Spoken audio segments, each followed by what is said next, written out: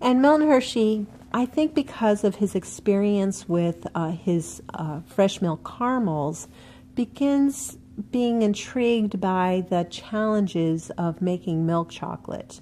He does have experience working with milk because it's in his caramels, but one of his personality traits is that love of challenge. You know, give him a challenge, and it's something that he really thrives on working at.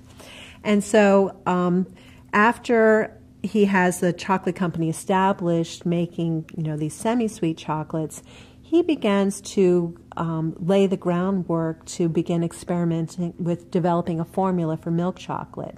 It really takes off.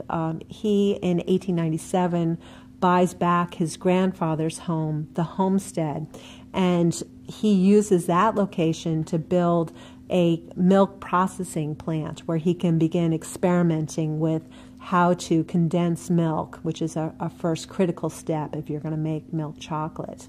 And so there are lots of experiments in how to handle the milk. Do you condense the milk and then add the sugar? Do you put the two together and then condense it? When you're condensing it, do you do it over a high heat or low heat? Do you do it with a high vacuum or a low vacuum? All these different ways. And so there was a lot of experimenting going on.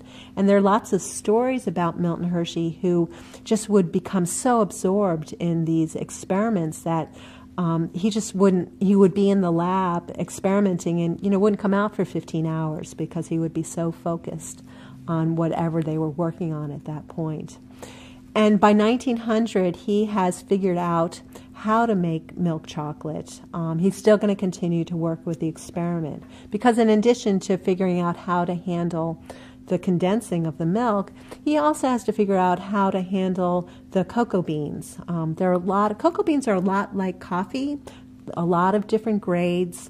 There are, beans that are inexpensive beans, but they don't have the flavor of the more expensive beans.